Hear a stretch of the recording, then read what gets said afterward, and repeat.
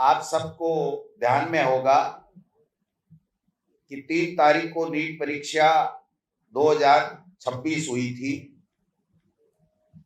और 22 लाख से अधिक देश के विद्यार्थी स्टूडेंट इसमें परीक्षा अपनी मेहनत करके अपने परिवार की गाड़ी कमाई से काफी समय से खर्चा लगा करके अपने भविष्य को संभालने के लिए बैठे थे और वो 2026 नीट यूजी का पेपर आउट हो गया।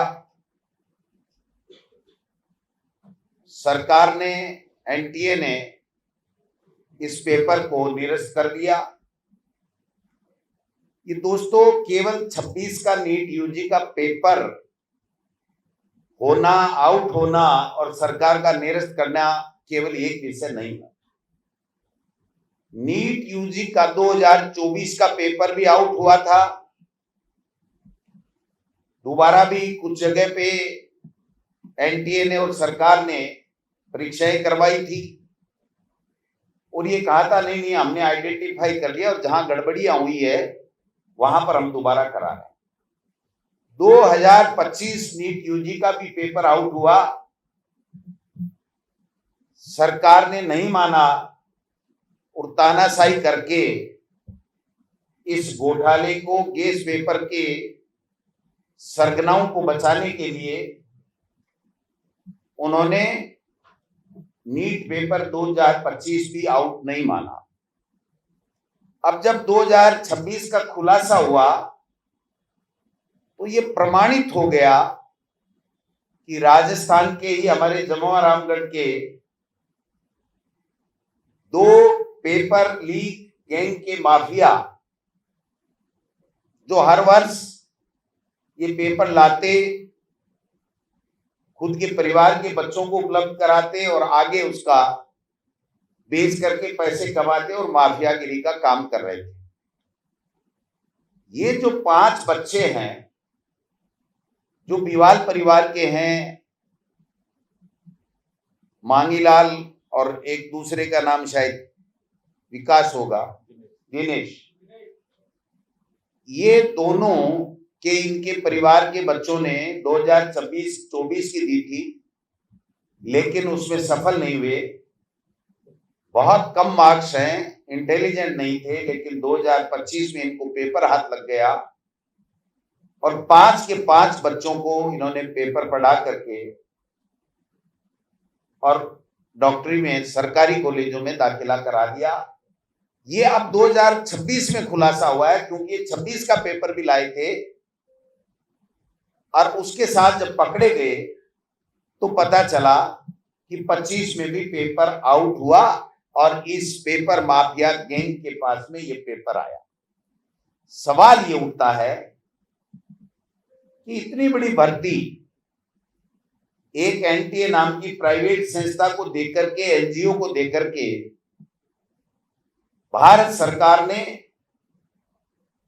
युवाओं के साथ में धोखा करने का काम किया और हद तो तब हो गई जब देश के प्रधानमंत्री ने चुनाव लूटने के लिए, लोकतंत्र में मतदाताओं को प्रभावित करने के लिए राजस्थान के अंदर पेपर माफिया के खात्मे की बात कही, पेपर लीक का दुष्प्रचार किया और अमित शाह जी ने भी इसी तरीके की बातें की। हमारे यहाँ के जो नेता थे, भजनलाल जी तो उस टाइम पिक्चर में ही नहीं थे, जो जितने भी प्रदेश अध्यक्ष और सीएलपी वगैरह थे, सबने एक ही मुद्दा लिया था कि राजस्थान में कांग्रेस की सरकार के समय पेपर लीक हुए। 79 पेपर मोदी सरकार में, 79 परीक्षाओं के पेपर लीक हो चुके। हमारे नेता राहुल गांधी जी ने 2024 में लोकसभा के अंदर खड़े होकर के लोकसभा में बोला था, ऑन रिकॉर्ड है, कि आप जो देश के लोगों के, युवाओं के मुद्दे हैं उसके ऊपर आप चर्चा कराइए। आप फालतू की चर्चा करके और भ्रमित मत कीजिए देश के युवाओं को। 2024 का नीट का पेपर आउट हुआ है, आप इस पे चर्चा कराइए। इन्होंने चर्चा नहीं कराई। 2025 में फिर हमने सबने कहा था, कोई फर्क नहीं पड़ा। और अब की बार आपने देखा होगा कि पेपर लीक माफिया ने फिर पेपर आउट किया। मैं समझता हूं कि इसके बाद जब सीकर के किसी एक कोचिंग संस्थान के व्यक्ति ने जाकर के थाने के अंदर इसकी शिकायत की, तो उसको थाने से भगा दिया गया। उन्होंने एनटीए को मेल भेजा, ये पेपर लीक हो गया 115 और 20 के लगभग हूबहू, और हूबहू ही नहीं, उसमें ABCD जो होता है वो क्रम भी वो का वही था जो उन पेपरों के अंदर, गेज पेपर जिसको बताते हैं, उसके अंदर आया। और उसके बाद में यहां की एसओजी हरकत में आई। एसओजी ने आनंद फानन में लोगों को पकड़ा। एसओजी मुकदमा भी दर्ज करना चाहती थी, लेकिन ऊपर से इशारा हो गया, भजनलाल जी की हिम्मत नहीं हुई कि हम लोग कैसे पेपर लीक मान सकते हैं। और इनको ये विश्वास था पूरा कि जिस प्रकार 2024 और 25 की नीट यूजी में भारत सरकार ने, शिक्षा मंत्री धर्मेंद्र प्रधान जी ने और एनटीए ने मिलकर के और सुप्रीम कोर्ट में ये कह करके कि नहीं, हमने आइडेंटिफाई कर लिया, आप निरस्त नहीं करोगे, बच्चों के भविष्य का सवाल है, और बचा लिया। वैसे कि वैसे ये परीक्षा भी ये लोग बार पेपर लीक होने के बावजूद भी बचा लेंगे। लेकिन जब सब कुछ प्रमाणित हो गया तो मैं समझता हूं कि इन्होंने इस पेपर को लीक माना। ये राष्ट्रव्यापी समस्या है। आज धर्मेंद्र प्रधान जी अपनी प्रेस कॉन्फ्रेंस के अंदर ये बात कह रहे थे कि ये नेशनल प्रॉब्लम है, व्याधि है, और ये एजुकेशन माफिया पेपर लीक करा करके और बच्चों के भविष्य के साथ में खिलवाड़ करता है। मैं धर्मेंद्र प्रधान जी से कहना चाहता हूं कि आप ये बात पहले मान लेते तो ये दिन आज नहीं देखने पड़ते, इन बच्चों को खून के आंसू नहीं रोने पड़ते। लेकिन आपको तो सरकार लूटने के लिए पेपर लीक याद आता है, दूसरों पे आरोप लगाने के लिए पेपर लीक याद आता है। खुद के गरेबान में आप लोग कभी झांक करके नहीं देखते हो। यहाँ के शिक्षा मंत्री इस पेपर लीक पे कहते कोई बड़ी बात थोड़ी है, यानी ये तो रोजाना ही पेपर लीक कराते रहते हैं। इनको तो क्या है कि बात वो ही करनी पड़ेगी जो पर्ची ऊपर से आएगी। जब पर्ची नहीं आई तो क्या बोल जाएंगे, इनको खुद को पता नहीं। एक बात और कहते हैं कि कोई साथ फोटो खिंचा ले तो क्या हुआ, फोटो खिंचा ले तो क्या हुआ। मैं कहना चाहता हूं कि कोई अपराधी अपराध कर रहा है, एक तरीके से देशद्रोह जैसा अपराध कर रहा है, और आपकी भारतीय जनता पार्टी ने उसको पदाधिकारी बना रहा है। आपके एमएलए के जन्मदिन पे, आपके शादी की सालगिरह पे वो आता है, जाता है, आपका प्रचार करता है। आप शिक्षा मंत्री जी उसके घर जाते हो, आपका स्वजातीय भी है, बहुत अच्छे रिलेशन है आपके, और उसके बावजूद भी आप अगर इस तरीके से पल्ला झाड़ रहे हो, आज दिन तक भी उस पदाधिकारी को इन्होंने बर्खास्त नहीं किया। मदन राठौड़ साहब कहते हैं कि इस पेपर लीक का श्री गणेश केरल से हुआ है, यानी जिम्मेदारी भारत सरकार की, और उस जिम्मेदारी के बजाय श्री गणेश बता रहे कोई अच्छा शुभ काम हुआ है ये। उनके हिसाब से ऐसे ऐसे लोग प्रदेश के अध्यक्ष पद की कुर्सी पे बैठे हुए हैं जो इस पेपर लीक को भी श्री गणेश यानी शुभ कार्य मान रहे हैं, और कह रहे हैं राजस्थान से इसका लेना देना नहीं है। ये बीवाल परिवार गोवा का रहने वाला है शायद, या उत्तराखंड का रहने वाला है। ये आपका पदाधिकारी नहीं है, ये पश्चिम बंगाल की भारतीय जनता पार्टी का पदाधिकारी है। सवाल ये है कि इस तरीके से आप लोग पल्ला झाड़ना चाहते हो। हमारे राजवर्धन जी राठौड़ साहब का तो क्या ही कहना, वो तो चुनाव लड़ रहे थे तब माफियाओं को नाचते हुए खा रहे थे, और अब बीजेपी के नेता माफियाओं के साथ में नाश्ता कर रहे हैं। इससे बड़ी शर्म की बात कोई हो नहीं सकती है।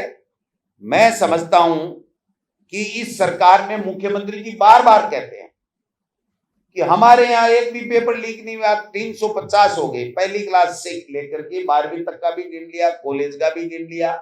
बाकी बेरोजगारों को रोजगार देने के नाम से तो कोई भर्तियां ज्यादा निकाली नहीं।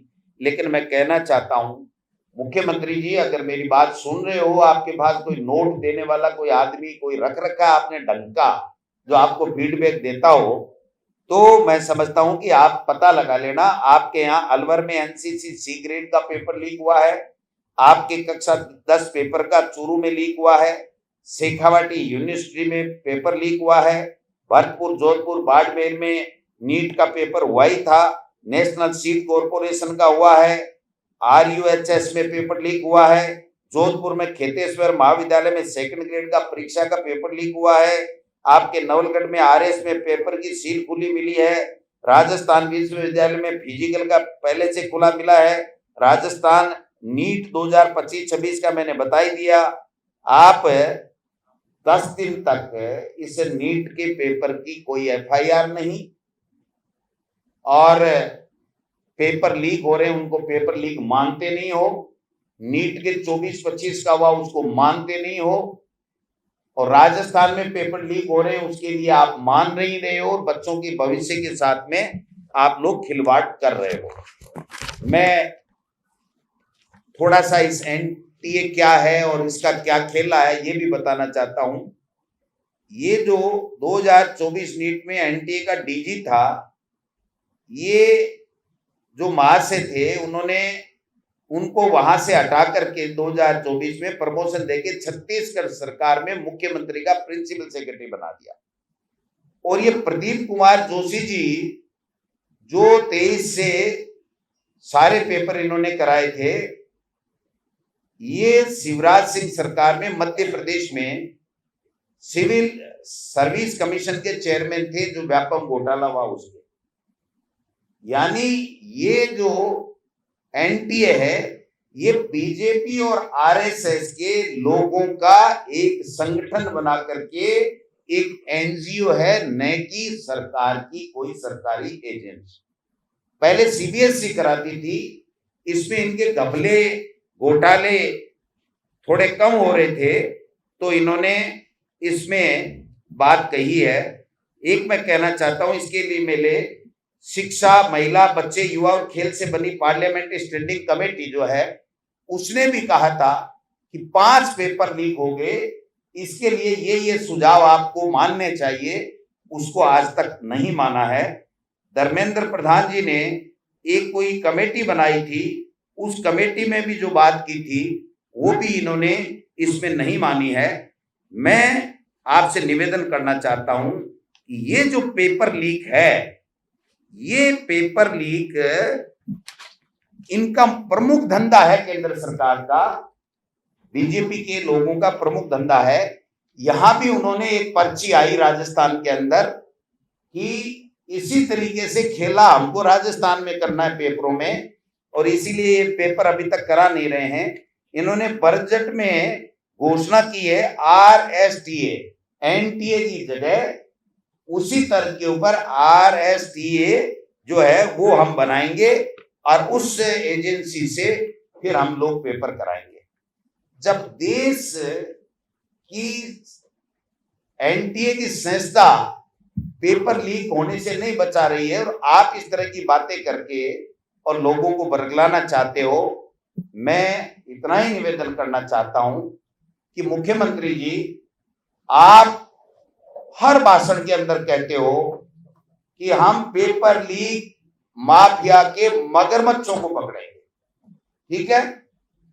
तो ये जो दिनेश बिवाल जो है जिसको गिरफ्तार किया गया है, उसने कहा मैं तो छोटी मछली हूं, मगरमच्छों को पकड़ो, तुम में हिम्मत हो तो उनको नहीं पकड़ रहे हो।